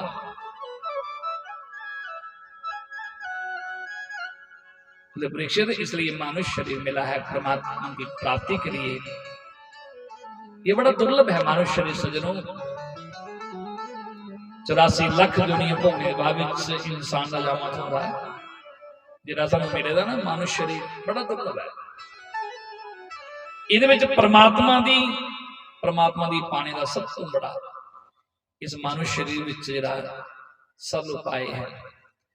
मानुष्य शरीर विच जीव परमात्मा की प्राप्ति कर सकता है। तुसीं संत गुरु की शरण में जाइए, नाम दीक्षा लईए, भजन सिमरन करिए, परमात्मा की पाई सकता। परीक्षित ने पूछे गुरु जी परमात्मा उसी जल्दी मिलते? राजा परीक्षित ने पूछा हो सकता कि परमात्मा कुछ ऐसा तो नहीं है भगवान जाइए कोई नहाने धोने कने रब जल्दी मिलता होना? कौन पूछा रहे? परीक्षित। और परीक्षित जो भी कुछ प्रश्न करा दे ना वो परीक्षित है कलयुगी जीव, और हम लोग भी कलयुगी जीव है। साढ़े मने में भी कई बार होंगे, कई लोग सोचते रब नहाने धोने कने रब मिलता होना है। पर परीक्षित को सुखदेव जी ने कहा नहीं परीक्षित, खाली स्नान करने से है नहाने धोने करने खाली रब नहीं मिलता। जे खाली नहाने धोने नहीं रब मिलता तो फिर राम जी जो 14 वर्ष वनवास गए, राम जी जब भगवान राम गए ना वनवास, तो जो जंगल विच वन विच जा रहे हे राम जी, जेडे वो जंगल विच रोने वाले कोल भील आदि जिन्हें राम जी ने अपने गले लगाया, वो जेडे 4-4 महीने बेचारे झाड़ी विच बजाई जंगले विच रोंदे बेचारे, कुत्थे कुत्थे पानी लभदा, किन्ने क नहाउंदे धोंदे। तो ये मेरे रघुवर ने, मेरे राम जी ने गल बिल्कुल स्पष्ट करी नहीं, कोई ये गल नहीं सोचा कि खाली नहाने धोने कन्नै रब मिलदा। परीक्षित ने पूछा गुरु जी चलो ये गल स्पष्ट करी नहीं, पर परमात्मा बंदे दी पढ़ाइयां लिखाइयां देखदे होणे, किन्ना पढ़े लिखे दा, बड़ा वेद शास्त्र नहीं कोई जाने वाला। किन्नू सोचदे ना पता नहीं कोई रब को नहीं मिलदा, असीं कुत्थे मिलना, आसान पढ़ लो रब उन्हें मिलता होना जो बड़े बड़े पढ़े लिखे ने, वेद शास्त्र के ज्ञाता है, बड़े बड़े ग्रंथ पढ़े देने, पता नहीं उन्हें मिलता है। पर सज्जनों ऐसी बात भी नहीं। जे सोचो कि खाली पढ़े लिखे लोग भगवान को मिलते हैं, शास्त्री जी महाराज आखते हैं कि कई बारी पढ़े लिखे का भी कई बारी बंदा नास्तिक हो जाता, ज्यादा पढ़े लिखे का भी कई बार रब नहीं मनता, वो अपने आप ही रब मन जाता, भगवान की नहीं मनता, क्योंकि उसी विद्या का अहंकार हो जाता। कई बार बड़े बड़े विद्वानों को, बड़े बड़े ज्ञानी की अहंकार हो जाता ज्ञान का, अहम तो फिर याद है अहम ब्रह्मास्मि द्वितीय नास्ति है रास गया जो नहीं। खाली कोई ये सोचा कि रब पढ़े लिखे के मिलता, ये भी गल नहीं है। अगर वो गल देखा जाए तो रावण कितना पढ़े लिखे था, हाँ रावण जैसा कोई विद्वान होया हुआ, 4 वेद 6 शास्त्र 18 पुराणों का ज्ञाता था। रावण सना आज तक विद्वान कभी हुआ है और ना कभी होगा। रावण विद्वान तो था, पढ़ा लिखा, पर उसे कमी के ही उसी अभिमान लिया, अहंकार लिया, उसी अपने जीवन में उतारी नहीं सकिया, चरित्रहीन हो गया है।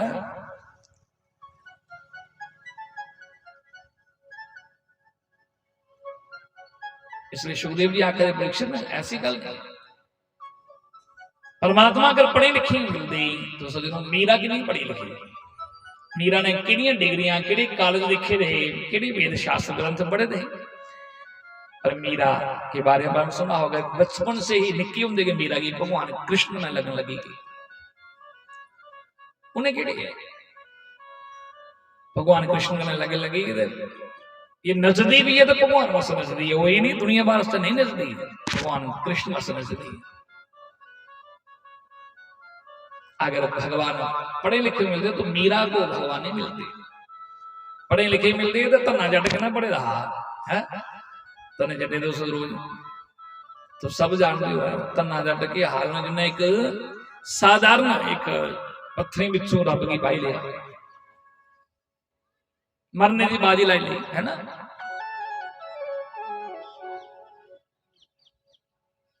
रोज जिंदा बजारा है पंतों ने कोल पंडित जी नहीं दो 40 ग्राम दो मी भी ठाकर दो, पंतों ने देखिए बार बार रोज आंदा चलो ये जिद करा था तो उन्हें भी उठ जाइए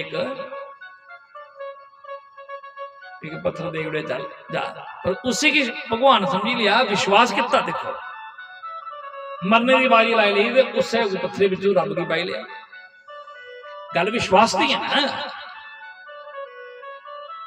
भगत जिथों का चाह विश्वास होना चाहिए, वो जिथों का चाह उथों का रब की प्रकट करोगे, ये परमात्मा का प्रेम है, ये विश्वास है, क्योंकि भक्ति की 3 धाराएं हैं सज्जनों। पहली धारा है विश्वास, जिन्नी देर साढ़े अंदर विश्वास है ना वो परमात्मा प्रति, तो परमात्मा की नहीं पाई सकती, विश्वास होना चाहिए। अगर हम मंदिर जाते हैं तो मंदिर भगवान की मूर्ति को देखते हैं तो उसको मूर्ति मत समझो, उसको समझो मेरे परमात्मा मेरे ठाकुर जी सामने बैठे हैं, भगवान सामने बैठे हैं और भगवान को मैं प्रणाम कर रहा हूं, मेरे परमात्मा सामने विराजमान है। भगवान समझ के आप उनको प्रणाम करोगे, भगवान समझे उसकी पूजा करोगे तो भगवान मिलेंगे।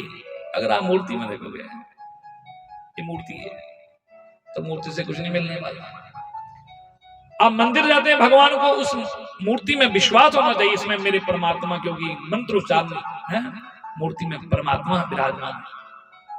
अगर आप गुरुद्वारा जानते हैं, गुरुद्वारा में जब आप माथा टेकने जाते हैं तो गुरु ग्रंथ साहब को यह विश्वास करें कि मेरा परमात्मा मेरा वो है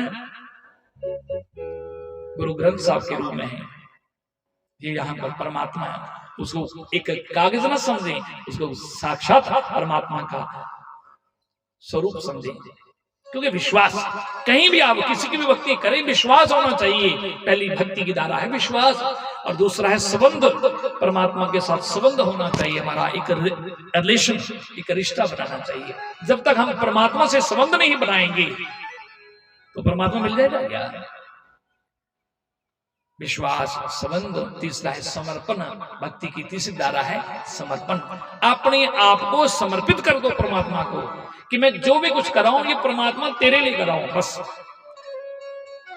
मैं खा रहा हूं तो मैं खुद नहीं खा रहा हूं, मेरे अंदर परमात्मा, वो मेरे ठाकुर जी को खिला रहा हूं। मैं खा रहा हूं, मैं पहन रहा हूं, जो कुछ कर रहा हूं ये परमात्मा को, हर चीज परमात्मा को समर्पित कर दो। अपने आप को, अपना जीवन परमात्मा को समर्पित कर दो। परमात्मा ऐसे नहीं मिलता। तो इसलिए ये नहीं सोचें कि भगवान सिर्फ पढ़े लिखे लोगों को मिलता है। विश्वास जिन्हें भी किया ये तन्ने ने पत्थरे जो भगवान की पाले प्रहलाद ने खंबे बिचों भगवान की पाई लिया।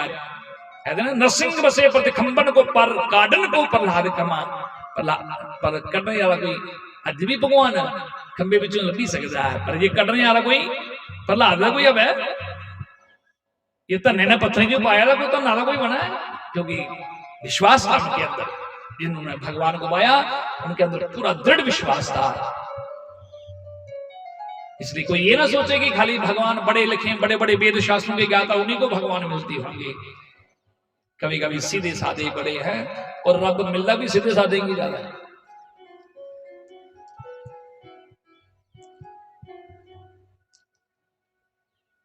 अगर बड़े लिखे मिलता तो गजराज की कथा होती। गजराज गोविंद है, जिस गजराज ने सिर्फ जब संकट आया देखा परिवार सब कुछ छोड़कर चले गए और लास्ट में भगवान को ही याद किया भागवत में कथा आगे आएगी। और जिस गजराज ने सिर्फ गो और विंद तो नाम तो बाद में बोला, पूरा नाम भी नहीं बोलिया, गो और विंद तो बाद में बोलना है। गो और विंद बोलने वाले तो भगवान उसको बचाने के लिए आ गए। तो गजराज हाथी कौन सा पढ़ा लिखा होता है? तो ये बात बिल्कुल स्पष्ट कर दी मेरे प्रभु ने कि कोई ये ना सोचे कि भगवान पढ़े लिखे लोगों को ही मिलते हैं। तो सुखदेव जी सुना रहे थे परीक्षित को। परीक्षित ने कहा गुरु जी ये तो आपने बड़ी कृपा कर दी, पर एक बात है, भगवान जात पात तो देखते होंगे ना, जात पात दिखते हो ना?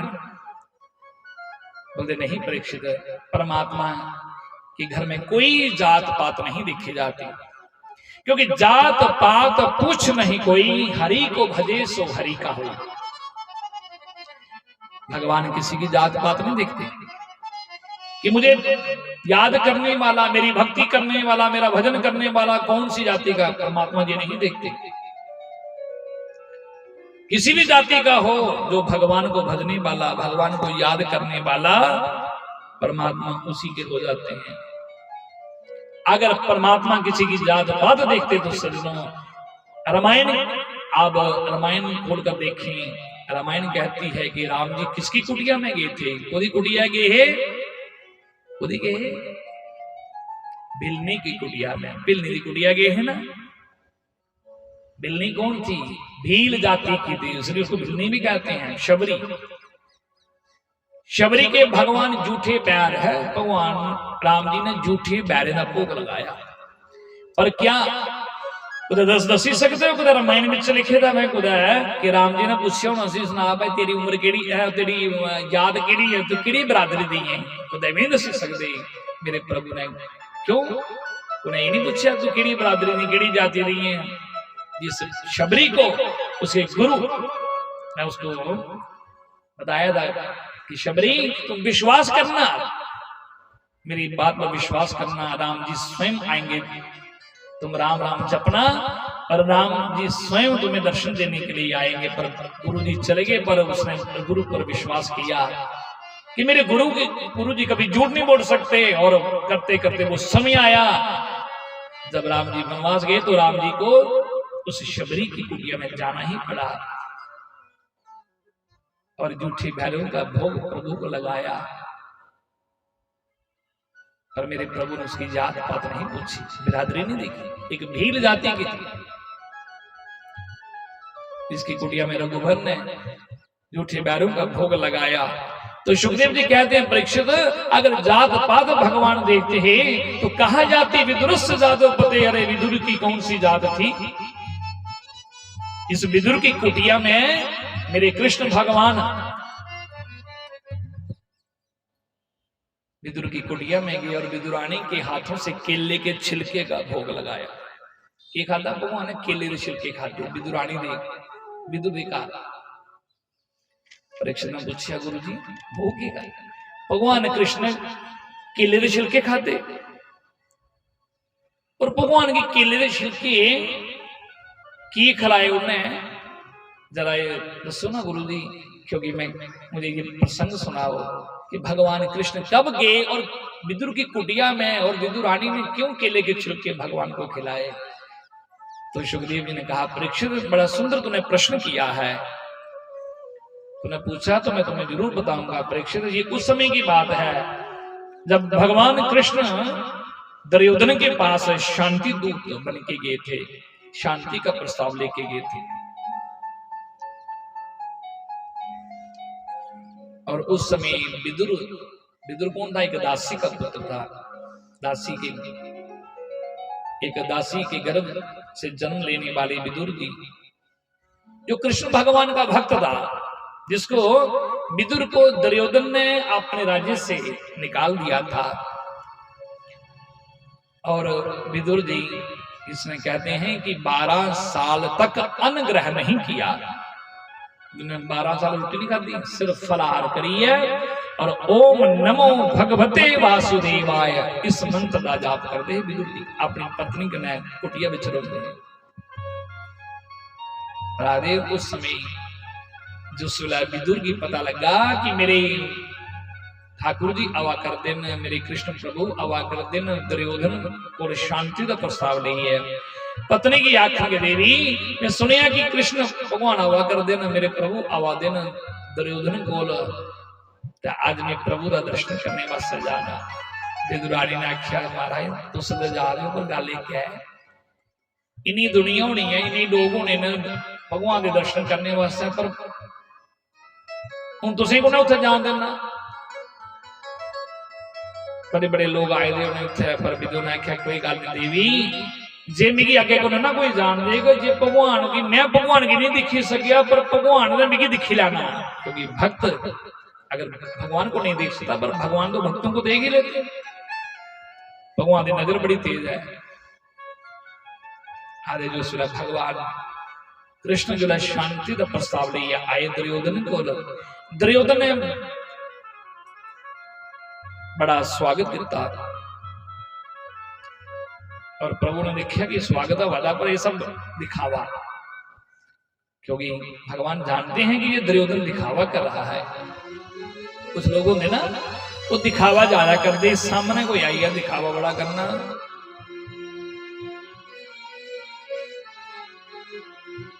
दूसरी की दसवीं बात कि मैं बड़ा भक्त कई बारी आते ना कि मुंह में राम राम दे बगल में छुरी मुंह में राम राम दे थोड़ा परा होए तो फिर मने में सोचना कोला मौका लगो तो कोला मिल जाइए पर नहीं कभी भी दिखावा मत करो। भगवान सब देखते हैं हमें कभी भी दिखावा नहीं करना चाहिए सज्जनों हम जैसे हैं वैसे हैं बनावटी मत करो। और भगवान जानते थे कि ये दुर्योधन सब बनावटी कर रहा है। भगवान आए दुर्योधन के पास और दुर्योधन को कहा दुर्योधन देखो मैं तुम्हारे पास आया हूं किस लिए शांति का प्रस्ताव लिख करके। भगवान ने क्या मैं शांति का प्रस्ताव ले आया और पांडवी तेरे भरा मैं चाहना कि पांडवी की ज्यादा नहीं पर कम से कम अपने राज्य बिचों 5 ग्रां का राज्य दे उड़। वैसे तो उनका अद्धा राज्य बनता है पर चलो 5 ग्रां का राज्य उन्हें दे उड़। पर दुर्योधन ने जो गल सुनी कि 5 ग्रां का 5 ग्रां का राज्य। दुर्योधन बड़ा गुस्से विच बोलिया। दुर्योधन आखेगा 5 ग्रां की गल कर। दुर्योधन खड़ा हुई क्रोध बिछानी है सामने भीष्म पितामह बैठे देहे द्रोणाचार्य कृपाचार्य धृतराष्ट्र सब बैठे देहे थे। उससे बीच बोले आखा अरे केशव 5 गांव की बातें कर रहे हो। अरे मैं तो पांडवों को एक सुई की नोक के बराबर भी भूमि बिना युद्ध के नहीं दे सकता। बिना युद्ध न केशवा बिना युद्ध के नहीं दे सकता। अगर उन्हें लेना है तो मेरे कने युद्ध करना होगा बिना युद्ध के कुछ मिलने वाला नहीं। भगवान ने उन्हें दुर्योधन की समझाया दुर्योधन देख युद्ध दी तो गल्लां सुनी दियां कहानियां सुनी दियां अपने बुजुर्गों को पर आया तो पता नहीं है कि युद्ध किन्ने हुंदा। जो युद्ध हुंदा ना ते किन्ना नुकसान हुंदा ये तुझी आया तू लिखे नहीं है क्योंकि तुझे क्या पता तू अपने बुजुर्गों को कहानियां सुनी दियां।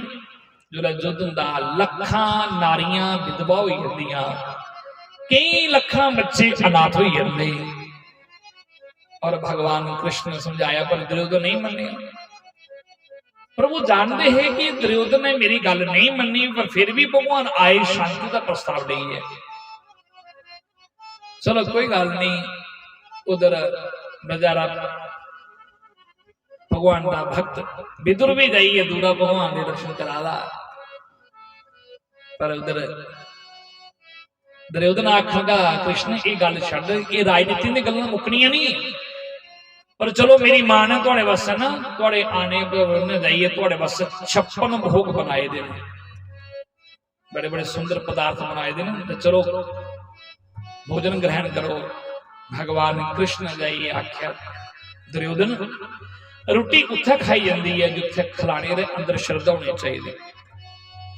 जिथे खिलाने के अंदर श्रद्धा होनी चाहिए तो फिर खाने की भुख होनी चाहिए। जे कुछ श्रद्धा है ना भगवान की गल छड्डो सुनो जो संत महात्मा भी उनके घर भोजन करते ना, संत भी उनके घर जाते जिनके घर कोई श्रद्धा हो। शास्त्री जी महाराज है ना, शास्त्री जी द्वारकानाथ जी महाराज लोग घर जो कथा कथा करी जाना तो कुछ आना महाराज साढ़े घर रोटी खाओ, थोड़ा छोटा जहा महाराज। मैं क्या कोई गल नहीं, एक दे घर जो भोजन करना तो दूजे ने आना महाराज साढ़े घर भी खाई लो थोड़ा। मैं क्या तुम्हें लिया दो गरा उत्थे भी लाई लैनी, क्योंकि वो श्रद्धा होंगी खिलाने में होंगी, श्रद्धा दिखते ही भुख नहीं भी वै तो संत वो श्रद्धा की ठुकरा देनी। चलो कोई श्रद्धा करने बुला रहा तो जाना चाहिए, तो जिथे श्रद्धा नहीं है वह तो कौन जाता उथे तो भगवान की गल छड्डो तो समझदार बंदा भी कोई घर नहीं करता। भगवान आख्या ना तेरे अंदर श्रद्धा तो ना मिगी भुख, और अज तो सवाल ही नहीं उठता। भगवान आख्या दुर्योधन अज का निमंत्रण तद मैं विदुर की कुटिया में जाना, अज विदुर के घर जाना, विदुर की कुटिया जाना है। जो है विदुर ने देखिया कि मैं भगवान की निमंत्रण दिता नहीं, और मेरे प्रभु ने इशारा कर दिया कि विदुर की कुटिया में जाना। जो विदुर ने देखिया मेरे प्रभु ने सारी सभा में गल आखी होनी, यह मतलब भगवान होना। बड़ी खुशी हुई कि मेरे प्रभु मेरी आज पहली बार मेरी कुटिया में आने होना। और विदुर जी दौड़ते चले ही, और दुर्योधन ने आखिया कि दासी के पुत्र है, अरे उसकी गल वो दासी पुत्र वो क्या आपको खिलाएगा। पर मेरे प्रभु ने सोचा दुर्योधन तुम क्या जानो कि दासी पुत्र वो विदुर के अंदर कितनी श्रद्धा है। आज दुर्योधन के 56 भोग ठुकरा करके बोले परीक्षित भगवान कहेंगे विदुर की कुटिया में गए। विदुर ने आनी घर आई सुनाया, जो ये गल सुनाई कि कृष्ण साई प्रभु आज साड़ी कुटिया में आवा देना। तो विदुर रानी बड़ी खुश हुई कि प्रभु साड़ी कुटिया में आवा दे। और विदुर जाई आखना देवी तू घर की तैयारियां कर दे, मैं बाजार जाना मक्खन मिश्री लिया, क्योंकि गरीब बंदा होंदा ना तो जो वो घर कोई मेहमान का आना होता तो बड़े पहले बजारियां तैयारियां तुरियां करना शुरू करता। कोई कमी नहीं रही है, बड़ा पैसे का बंदा होंदा ना, जो मते पैसे का बंदा होंदा। कई अमीर लोग फार्मलिटी ज्यादा होंगे, पर गरीब बंदा जो ना उसकी श्रद्धा बड़ी होती, क्योंकि संत के प्रति गुरु के प्रति श्रद्धा होती ना, वो अपने तो सोचते कि कोई कमी नहीं रही है। तो विदुर चली है बाजार मक्खन मिश्री लेने में खुशी, तो विदुर आने अंदर लगी थी साफ सफाइयां करा दी। पर इन देर भगवान आई, कृष्ण भगवान आए, नंगे पैरे भगवान आए। देखो जो नंगे पैरे भगवान आए विदुर की कुटिया विदुर रानी ने जो आवाज सुनी, प्रभु ने दरवाजा खटखटाया और विदुर रानी दौड़ती आई। जो द्वार पर देखिया प्रभु आई है, उन बेचारे खुशी में करेंगे भगवान का स्वागत की करना बेचारी ने, पर हथ जोड़े प्रभु है भगवान की लगी लिखने हरे गोविंद हरे गोपाल आप आ गए। भगवान ने कहा काकी हम अंदर आने वास्ते भी आ गई, इतने खलीर रही। बड़ा स्वागत किया प्रभु का, अंदर आसन दिता, चटाई लगी बिछाण बेचारी, कदे चटाई सीधी करे कदे पुठी करे, उसे पता नहीं लगा करा की है। खुशी बिच ना आने दी, प्रभु की आने की खुशी बिचों चटाई कदे सीधी कदे पुठी। भगवान आख्या जनेबियां रख मिगी बहुन दे, भगवान कोल बह गई। उन्हें कहा कि भुख बड़ी लगी दी है, कुछ खाने मिलोगा। आखिर प्रभु थोड़े काका जी गए थे ना है कि मक्खन मिश्री वगैरह सामग्री लेने वास्ते, उन्हें क्यों पता नहीं बोला उन्होंने, पर मिगी तो बड़ी जोर की भुख लगी दी है। दौड़ती गई बेचारी, बगीचे बिच गई, कदली के केले ले आई, केले अगे रखे और अगे पत्तल रखी। आखिर प्रभु इन्नी देर तक तुम केले ना भोग लगाओ। उन अपने हथे जाइए कि करा छिलके उतारा कि भगवान ने छिलके उतारने की जरूरत नहीं पड़ा कि जो आपको छिलके उतारने है, छिलके उतारा है जिन्हें छिलके उतारे तो उसी पता ही नहीं लगा कि मैं क्या करा रही हूँ। रखने भगवान आगे केले तो रखी बड़े छिलके, भगवान आगे केले के छिलके रखे, एक रखा दो रखे, भगवान देखने करा दी गए। पर मेरे प्रभु ने देखा कि देखो मेरे आने की खुशी में पता कि नहीं लगा था कि मैं केले के छिलके आगे रखा रही हाँ, पर मेरे ठाकुर जी बड़े प्रेम करने केले के छिलके लगे खाने। सोचा दे कि नहीं दसना नहीं है केले दे छिलके खाई आ दे। विदुरानी केले दे छिलके आगे रखी आ कर दे, केले दे छिलके आगे लगाई है, भगवान खाई आ कर दे। पूछा कर दी प्रभु स्वाद कनेहा? आखा दे बड़े मिठे न। आखा दी मिठे की नहीं हो गए ना, अपने हथे में केले की पानी देनी होनी है। खंदे खंदे भगवान केले दे छिलके हम 40 खाई होने, किन्ने खादे तो मेरे ठाकुर जी जानते न। पर सुखदेव जी आखदे परीक्षित भगवान केले दे छिलके खा दे है, खंदे खंदे इन विदुर जी आई मक्खन मिश्री सामग्री ली है। आवाज लगाई, अरे देवी जल्दी बाहर आ। विदुरानी दौड़ दी बाहर गई। विदुर जी आखा दे जल्दी कर, तैयारी कर, प्रभु ने साड़ी जल्दी जल्दी आई है ना। आखा दी वो आई है ना, उत्थे ना। इशारा किया वो अंदर बैठे थे, देखा तो भगवान कृष्ण केले दे छिलके खा दे। विदुर जी ने आगे देखा पत्नी की, थोड़ा या फटकार लगाई, डांड लगाई, देवी पहली बार कृष्ण हमारी कुटिया में है प्रभु, और तू खिला देगी केले दे छिलके। उन विदुरानी की पता लगा ओ मैं तो भगवान की केले दे छिलके खिला दी।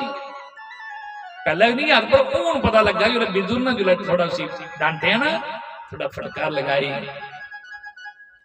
विदुर जी आए, प्रभु ने चरण स्पर्श किए, प्रणाम किया, प्रभु आप पहली बार मेरी कुटिया में आए हैं, और देखिए मेरी पत्नी ये आपको केले के छिलके खिला रही। विदुरानी ने भी कहा प्रभु मुझसे बहुत बड़ी गलती हो गई, मैंने क्या करा था? आपकी आने की खुशी में मुझे मैं भूल गई, आपको केले के छिलके मैंने खिला दिए।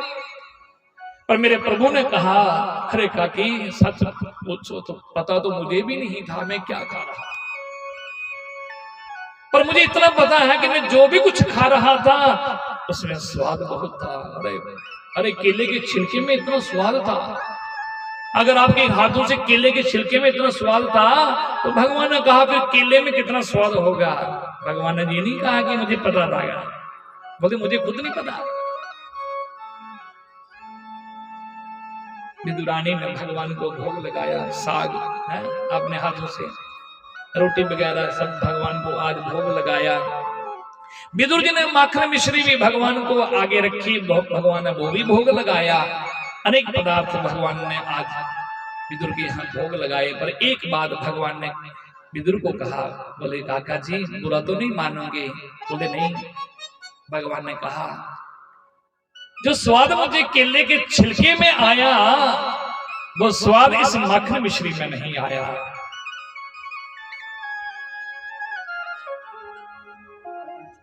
भगवान ने कहा क्यों?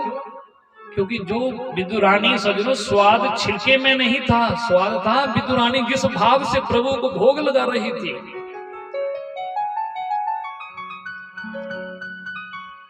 मेरा परमात्मा ये नहीं देखता कि आप क्या भगवान को भोग लगा रहे हो, मेरे ठाकुर जी ये देखते हैं कि आप भोग लगाने वाला किस भाव से भगवान को भोग लगा रहा है। मेरे प्रभु तो ये देखते हैं सजनों।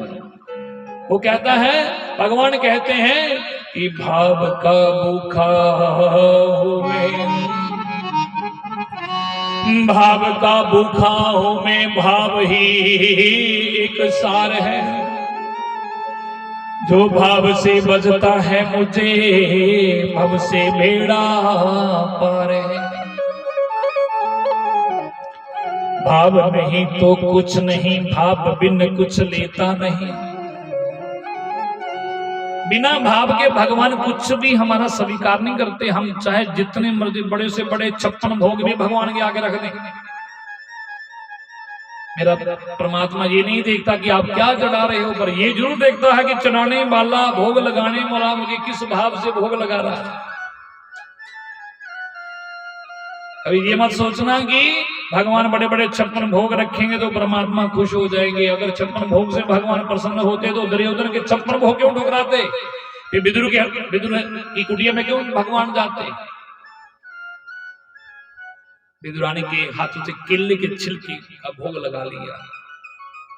इसलिए आप कभी भी भगवान को भोग लगाए, मंदिर में गए भगवान को भोग लगाए, घर में पूजा स्थान में सुबह आप भगवान को भोग लगाते हैं तो भोग लगाते समय आपके अंदर वो भाव होना चाहिए कि मेरे परमात्मा सामने विराजमान है और मैं भगवान को, ठाकुर जी को भोग लगा रही हूं, मैं ठाकुर जी को भोग लगा रहा हूं। मेरे प्रभु का ध्यान करते, नेत्र बंद करके बस ये सोचते मेरे ठाकुर जी भोग लगा दे। आपके अंदर भाव होना चाहिए, परमात्मा के प्रति प्रेम होना चाहिए, परमात्मा के प्रति श्रद्धा होनी चाहिए सज्जनों, क्योंकि परमात्मा तो प्रेम और भाव के भूखे हैं।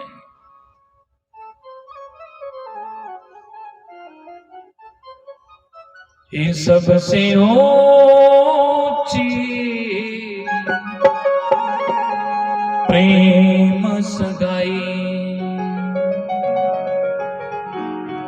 ये सबसे ऊंची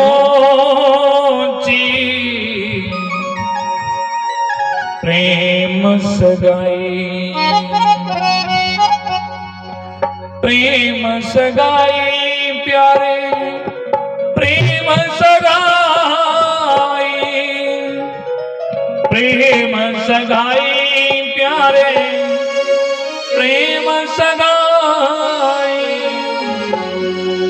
सबसे ऊंची प्रेम सगाई, सबसे ऊंची प्रेम सगाई, सबसे ऊंची प्रेम सगाई, सबसे ऊंची प्रेम सगाई, प्रेम सगाई प्यारे, प्रेम सगाई, प्रेम सगाई प्यारे, प्रेम सगाई, प्रेम सगाई प्यारे, प्रेम सगाई, प्रेम सगाई प्यारे, प्रेम सगाई, सबसे ऊंची प्रेम सगाई, सबसे ऊंची प्रेम सगाई, सबसे ऊंची प्रेम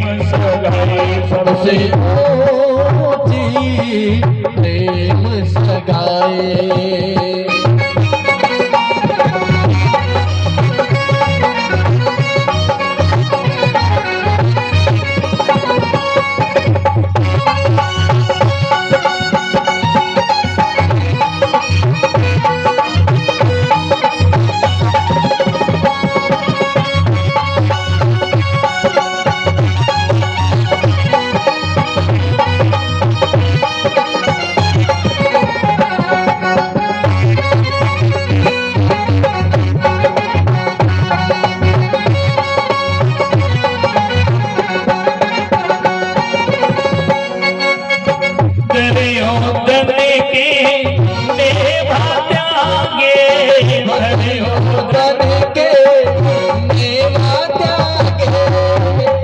दुर्योधन की मेवा त्यागे भगवान का 56 भोग ठुकरा दिए, क्यों? दुर्योधन की मेवा त्यागे, दुर्योधन के मेवा त्यागे, साग विधुर घर खाई हो, साग विधुर घर खाई, सबसे ऊंची प्रेम सगाई, सबसे ऊंची प्रेम सगाई, सबसे ऊंची प्रेम सगाई, सबसे ऊंची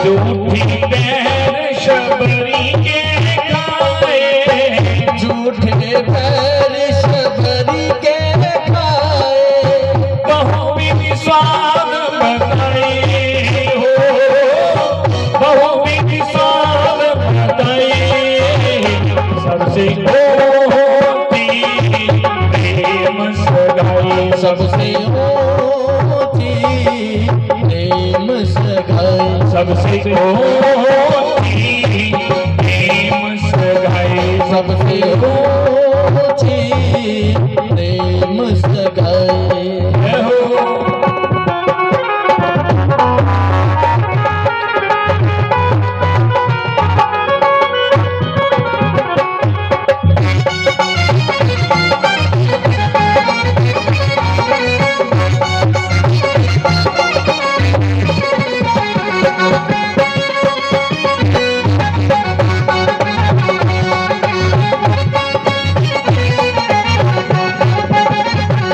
प्रेम के बसल सेवा कीनी प्रेम के बस हित सेवा कीनी प्रेम के बसल सेवा कीनी प्रेम के बस हित सेवा कीनी आप बने हरि नाई हो आप बने हरि नाई सबसे होती प्रेम सगाई सबसे ऊंची प्रेम सगाई सबसे होती प्रेम सगाई सबसे ऊंची प्रेम सगाई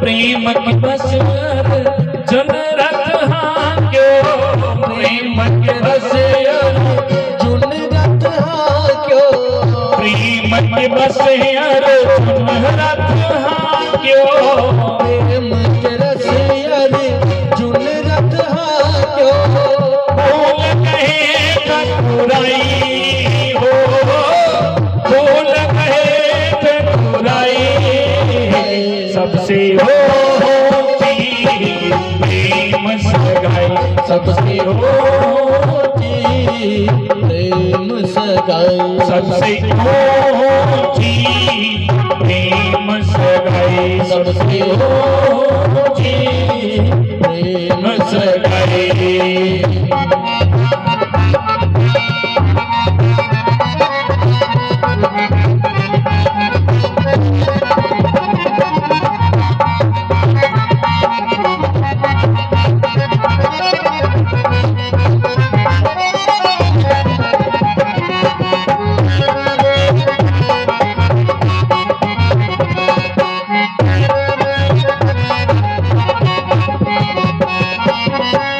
ऐसी प्रीत बड़ी वृंदावन ऐसी प्रीत पड़ी वृंदावन ऐसी प्रीत बड़ी वृंदावन ऐसी प्रीत पड़ी वृंदावन गोपिन नाच नचाई हो गोपिन नाच नचाई सबसे होती प्रेम सगाई सबसे ऊंची प्रेम सगाई सबसे होती प्रेम सगाई सबसे ऊंची प्रेम सगाई सबसे होती प्रेम सगाई सबसे ऊंची प्रेम सगाई सबसे होती प्रेम सगाई सबसे ऊंची प्रेम सगाई सबसे होती प्रेम सगाई सबसे ऊंची प्रेम सगाई सबसे होती प्रेम सगाई सबसे ऊंची प्रेम सगाई सबसे होती प्रेम सगाई सबसे ऊंची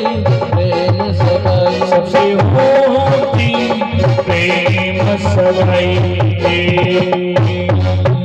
जय जय श्री राधे।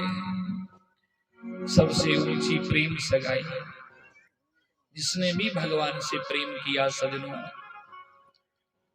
भगवान तो प्रेम से ही तो मिलते हैं, इसलिए परमात्मा से प्रेम करो, सच्चा प्रेम। और परमात्मा के प्रति श्रद्धा होनी चाहिए, भगवान के प्रति हमारे अंदर वो भाव होना चाहिए। तो भगवान सुखदेव जी महाराज सुना रहे थे परीक्षित को, परीक्षित इसलिए भगवान विदुर की कुटिया में गए क्योंकि वहां पर प्रेम था। वहां विदुर भगवान कृष्ण के भक्त थे। तो ये बात बिल्कुल स्पष्ट कर दी। बोले परीक्षित ने प्रश्न किया था कि भगवान कहीं जात पात तो नहीं देखते? तो अगर भगवान जात पात देखते तो भगवान विदुर की कुटिया में नहीं जाते। तो मेरे गोविंद ने ये बात बिल्कुल स्पष्ट कर दी कि कोई जात पात में किसी की नहीं देखता। जात पात पूछ में कोई सोहरी को बजे सोहरी का होई। अब परीक्षित ने कहा गुरुजी चलो ये तो आपने बिल्कुल स्पष्ट बात कर दी कि परमात्मा किसी की जात पात किसी की बिरादरी नहीं देखते। पर एक बात है गुरुदेव, भगवान आयु तो देखते होंगे, भगवान उम्र दिखते होने ना भाई ये केड़ी उम्र विच आए, एदी उम्र नहीं है भक्ति करने दी। भगवान किस अवस्था विच मिलते, केड़ी उम्र विच भगवान का दर्शन होता। पर परीक्षित की सुना दे राजन, परमात्मा किसी की उम्र में नहीं दिखते। भक्ति करने की कोई उम्र नहीं होती। कोई सोचा है कि पता नहीं भक्ति करने की आया साड़ी उम्र नहीं है ना। अगले नौजवान बच्चों आते साड़ी उम्र को आया है, वो सोचते ना अज तो एक बनी चुके लोगों के दिमाग में कि रब का नाम है सिर्फ उह लोग जो उम्र हुई है तो देखा 50 को ऊपर टप्पी है उनका का नाम आया काम है राम राम जपना, तो साड़ी उम्र नहीं आया है।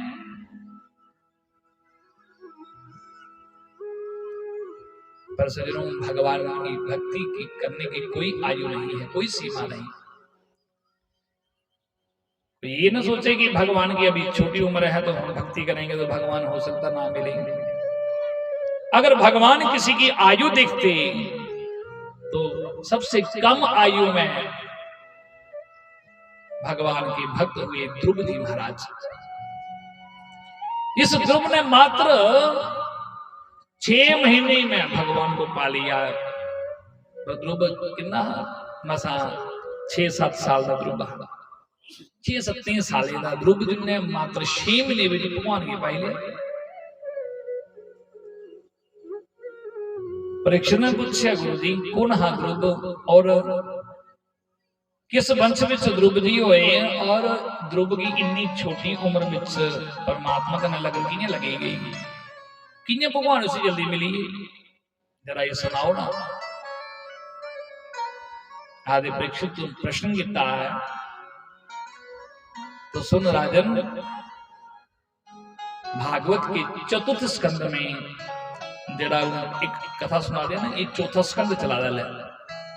4थे स्कंद में क्योंकि भागवत के 12 स्कंद हैं, 12 स्कंद हैं, और अभी हम कथा कौन से स्कंद में करें? 4th स्कंद में। इसमें 4th स्कंद में कथा आती है कि स्वयं मनु जी महाराज के वंश में ध्रुव जी महाराज हुए।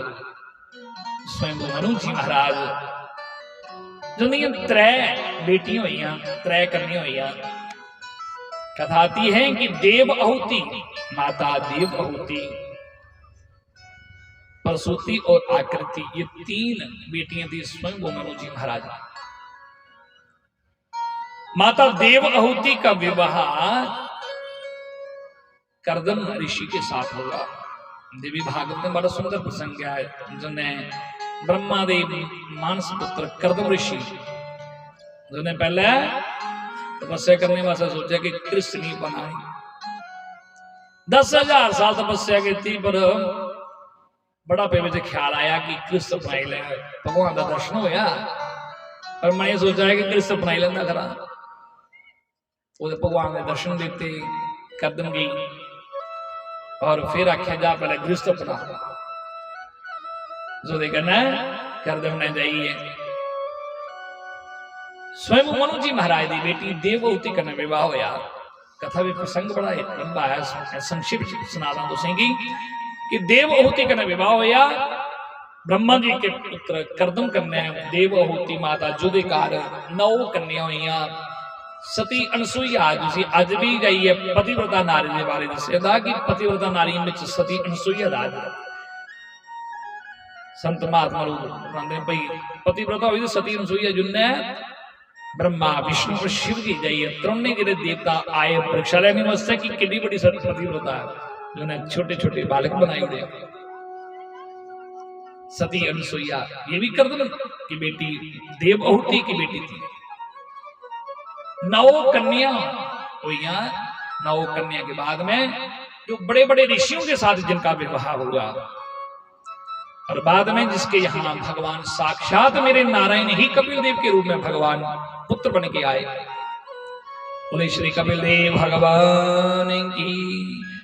तो भागवत में प्रसंग तो बहुत लंबे हैं बहुत ज्यादा ऐसे प्रसंग है एक प्रसंग से ज्यादा दिहाड़ी में एक प्रसंग